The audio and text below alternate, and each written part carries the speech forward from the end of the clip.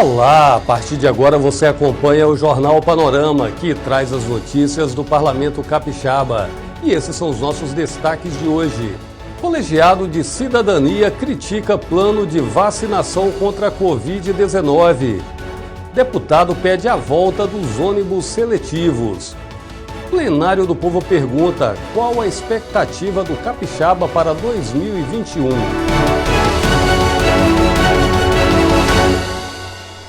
O Colegiado de Cidadania criticou a condução do combate à Covid-19 pelo governo federal. Também esteve na pauta de discussão a queda de indicadores sociais como o emprego. A audiência pública virtual da Comissão de Cidadania discutiu as mudanças que estão sendo implementadas no campo dos direitos humanos, consideradas pelo colegiado como ataques. A área da saúde foi bastante criticada na condução da pandemia. 182 mil vidas para o Covid-19, embora muitos queiram se apegar a que isso vá ter uma interrupção agora, mas eu, pelo menos, por tudo que eu leio, por tudo que eu vejo, acho que os meses de janeiro e fevereiro deverão ser muito difíceis e nós deveremos, eu acho, que ultrapassar os 200 mil mortes, o que é um número exorbitante, né? Mesmo para uma doença desconhecida, onde os cientistas do mundo todo estão fazendo muito esforço, né? Muitos governos estão fazendo muito esforço, que não é o caso do governo brasileiro, que tem grande responsabilidade o presidente da República nesse número altíssimo e nas perspectivas que nós temos. Nós temos quase 7 milhões de infectados e um Ministério da Saúde ocupado por militares sem qualquer planejamento para a imunização da população em relação a essa doença. Um dos principais assuntos debatidos foi o anúncio feito pelo governo federal do Plano Nacional de Vacinação contra a Covid-19. A doutora em epidemiologia, Etel Maciel, criticou vários pontos do plano, que foi reapresentado pelo ministro da Saúde com algumas alterações. Qual é a discordância do princípio que estava naquele primeiro plano? Ele só considerou as doses que o Ministério tinha e fez a população para vacinar essas pessoas, né? Então era isso. O que a gente queria? Que o plano constasse todos que precisassem ser vacinados, e aí no próprio plano o Ministério podia dizer, olha, eu consegui doses para esses daqui agora. Então a gente começa assim, mas está todo mundo listado lá. Então agora essa nova versão já tem isso, essa nova versão ainda não incorpora algo que a gente tinha pedido, né, como especialista, que era a inclusão de todas as vacinas. Está escrito ali que vai ter um acordo com a Coronavac, mas é muito...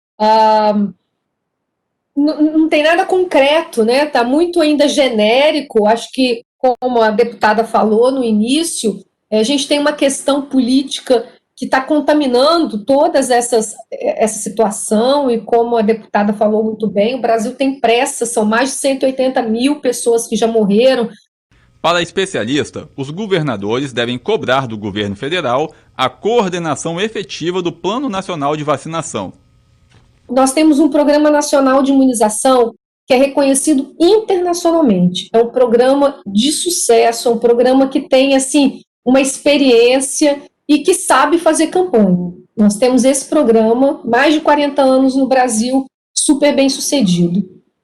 Nós não podemos deixar, e aí nós, eu digo nossa sociedade, a gente não pode eximir o governo federal de cumprir o papel dele. O papel dele é fazer a coordenação nacional. Se os governadores vão cada um pelo desespero, e eu entendo, é um desespero porque você está vendo a inatividade, né, do órgão, a demora, e os estados que estão ali, né, vendo os seus cidadãos ali que são mais próximos e que cobram mais, né, porque é onde acontece, é no município, no estado, onde as coisas acontecem. Então, assim, tem pressa e querem essa vacina logo. E aí começaram a fazer essas negociações. Eu discordo disso, eu acho que a gente deve evitar esse tipo de ação, porque essa foi a mesma ação que a gente fez no primeiro semestre. O governo federal lavou as mãos, cada governador teve que se virar pensando como comprar respirador, o que fazer, como comprar EPI. Foi aquela confusão, cada estado tentando criar sua estratégia para combater a pandemia num país continental que devia ter coordenação nacional, e os governadores assumiram para si esse papel.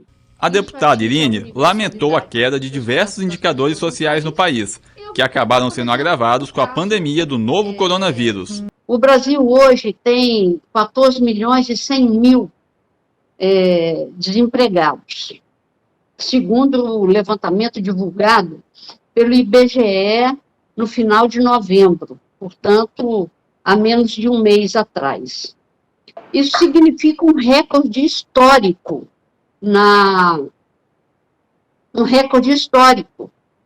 no acompanhamento dos índices de emprego no Brasil, né?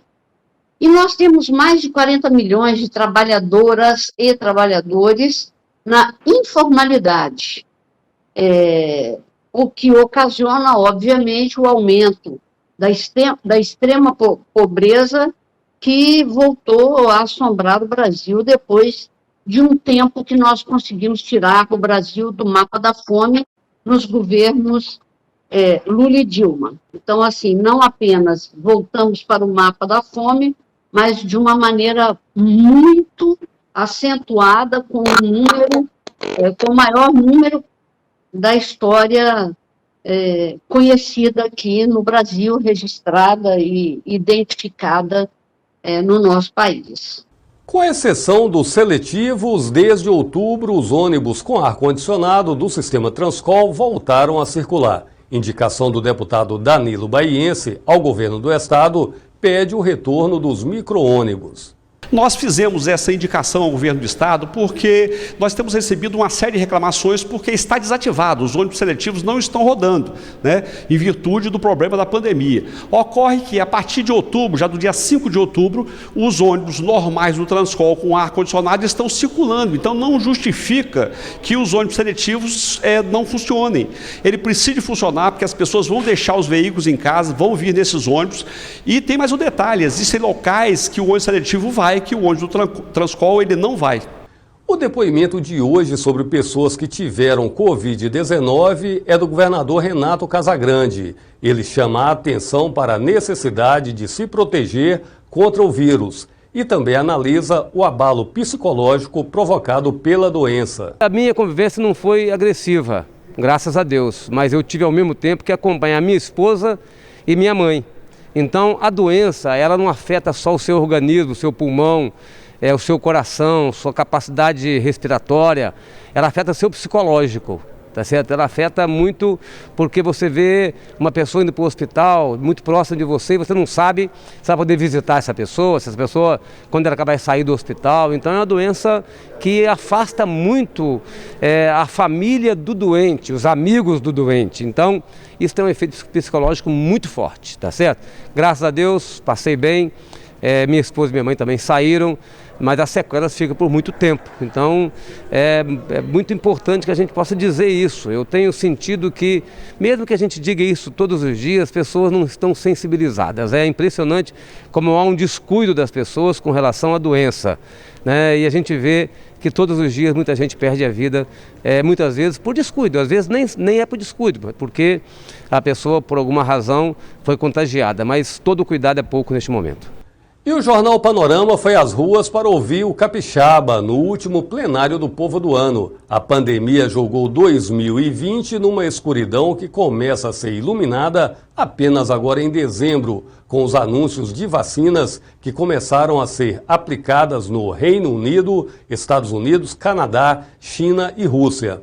No Brasil, o governo federal comunicou que o Plano Nacional de Imunização só deve começar em fevereiro de 2021, apesar de um número de mortes pela Covid-19 já se aproximar de 200 mil pessoas, com mais de 7 milhões de infectados.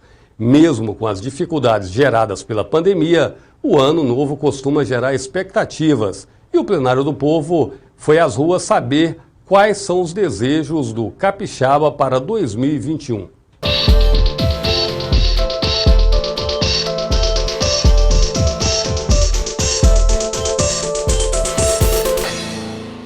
Eu espero que 2021 seja um ano de muita alegria, muita paz, sucesso, retomada dessa nossa economia, que nosso estado possa recuperar todas as pessoas e que a vacina possa ser encontrada também. A expectativa é que, após a vacinação da população, nós começaremos a entrar num período de volta ao normal.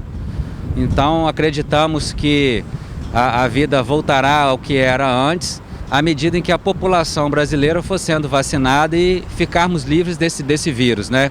No momento não podemos funcionar normalmente, não podemos estar normalmente com a nossa vida como era antigamente. Então as expectativas são positivas e nós passaremos por essa pandemia, infelizmente perdendo entes queridos, mas nós passaremos e retornaremos ao curso normal da humanidade. Eu acho que todos nós vamos nos tornar pessoa diferente. Melhor ou pior, isso vai depender da experiência de cada um.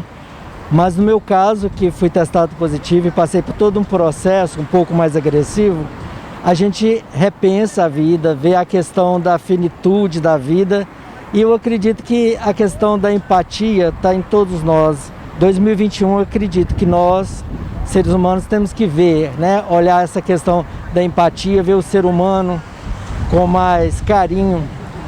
É isso que eu penso e espero para 2021. Meu coração segue esperançoso. Eu acredito sim que o ano que vem vai ser um ano melhor. Eu acredito sim que as coisas vão melhorar. Eu acredito sim que nós vamos conseguir realizar os nossos sonhos. Porque se formos viver novamente essa aflição, vai ser muito complicado depois voltar, né?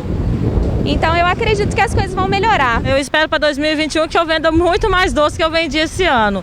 Isso aqui foi uma solução que eu encontrei para eu poder superar essa crise que teve, as dificuldades que teve por causa da crise. E eu comecei vendendo docinhos na rua, eu vendo meus docinhos aqui quase todos os dias da semana.